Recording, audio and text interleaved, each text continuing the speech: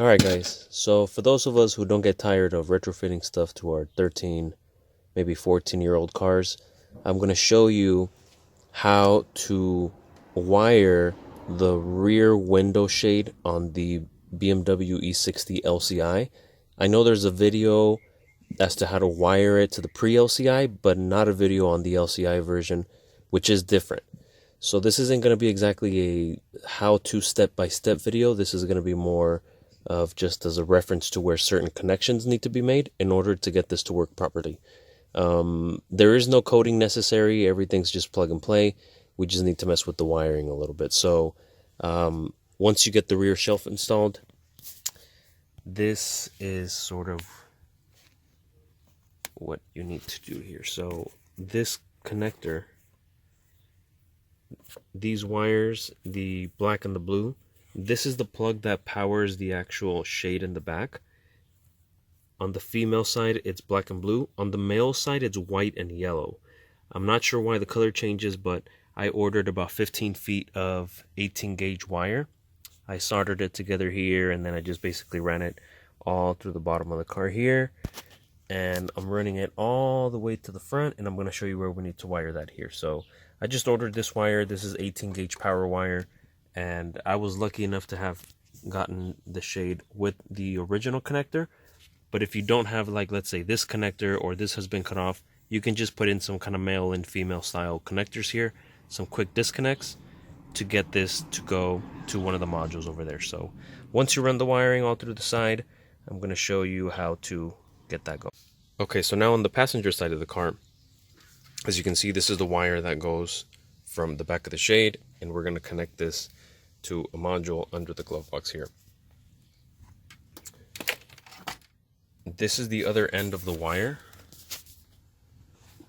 This is what the pins look like. And I got these pins from the donor car. I actually disconnected the I cut off the plug where it actually connects to the module. So these two wires were, like, let's say in here. And then I just depinned them out of their slots so that I would end up with this. And if your car obviously doesn't have the rear window shelf, on the plug itself that's on your car, the slots are going to be empty. There shouldn't be a white and a yellow wire. So I'm going to show you where you need to connect that. In total, there's going to be 6 wires that need to be connected. Connecting just the white and the yellow to one of the modules is not going to be enough to get the rear shade to work. There needs to be a bridge between, I'll show you this other connector here. There needs to be a bridge between this connector, which is, I'll show you the modules in a second. There needs to be a bridge between 2 of the modules. So basically, as an example, like pin number 1 here will go to like pin number 13 over here. That's not the actual numbers. I'll put a picture where the pins need to go, but you need to create sort of like a bridge, kind of like this, between 4 wires, and I'm going to tell you which ones those are.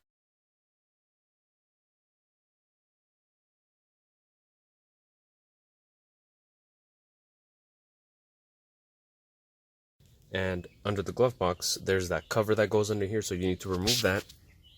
And the 2 modules we need to access this is one of the modules here. I'm going to call this the bottom module. And right up on top of this way, behind these cables, there's another module with a similar style connector. It's easier to have access to the top module through the glove box. So you'll open the glove box. There's usually a cover here, and you remove that. And if you look behind the big fuses there, there's this module here, which is similar to the one on the bottom. You can kind of see the wires I've already connected here, and you basically push this little pin in, pull this back, and then you disconnect it from the module. And then this connector, just kind of push it down so you have access to it from the bottom.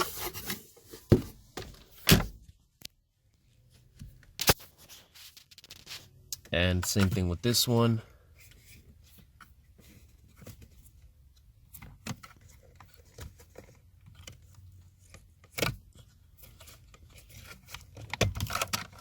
And you'll end up with both of the connectors. The bottom module, the connector is actually blue.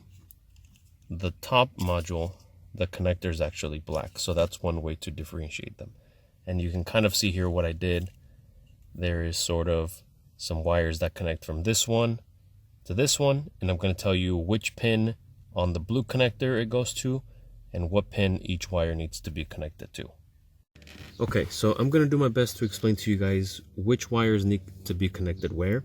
And the first thing we're going to do is we're going to remove the actual blue connector from the housing by pulling up on these two little tabs on the edges here and sliding it out like that. And same thing on the top black connector. So these two housings are different, so don't worry about getting them mixed up.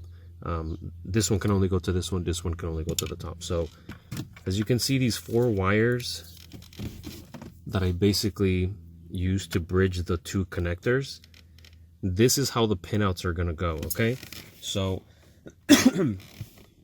on the blue connector, you need to connect a wire, and I know you're not going to be able to see the numbers, but there's little numbers on the sides here. But on the blue connector, you need to connect the wire from slot number 2 on the blue connector. You need to run a wire to slot number 20 on the black connector. So again, slot number 2 on the blue connector, you need to connect the wire to slot number 20 on the black connector. Next, you'll need to connect a wire from slot number 3 on the blue connector to slot number 21 on the black connector. So slot number 3 on the blue, slot number 21 on the black connector. The third wire is going to be a wire from slot number 16 on the blue connector to slot number 22 on the black connector. So again, a wire from slot number 16 on the blue to slot number 22 on the black. The last wire needs to be a wire from slot 17 on the blue connector to slot number 16 on the black connector. So 17 on the blue, 16 on the black. And once you basically bridge those together, they should look a little something like this. So these are the 4 wires that basically you need to connect from the pins that I just told you, from the blue to the black, and you'll end up with just these 4 wires. Basically, I don't know, like it'll basically just make the two modules talk to each other this way. I don't know, but this is necessary to get the rear shade to work. Now, the 2 wires that we got from the rear shade, those need to go like this. So the yellow is going to go to the blue connector to slot number 20, which is this one on the very edge here, like this. You hear it click. And the white is going to go to slot number 19 like this. That goes on the blue connector. And that's it. So all in all, you need to make 6 wire connections. The 2 wires that go to the actual rear shade, and these 4 wires that connect basically from the bottom module, which is the blue connector, to the top module, which is the black connector. Once you have this all done, you can put this back like this. Okay, and once you've put the connectors back in the housings, the blue one to this one and the black one to this one, you'll just need to connect them back to the modules. So this one here, slide this one up since that's going to need to connect up. Actually, it might be easier to connect the top one first.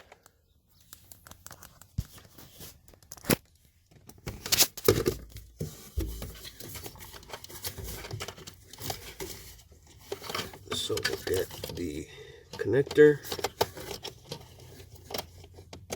plug it back in, snap that in place,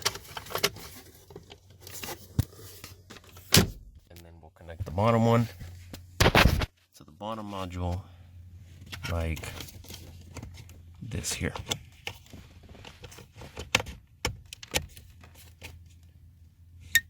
Like that. And then I'm just going to zip tie this wire up here and I'll show you how we're going to test it.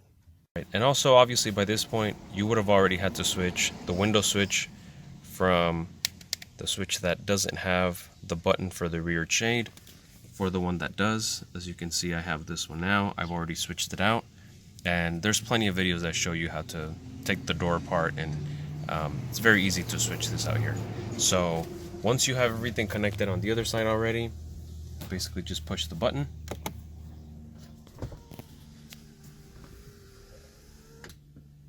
And we'll test it again. And there you go. That's how you get the wiring done for the rear shade on the LCI E60.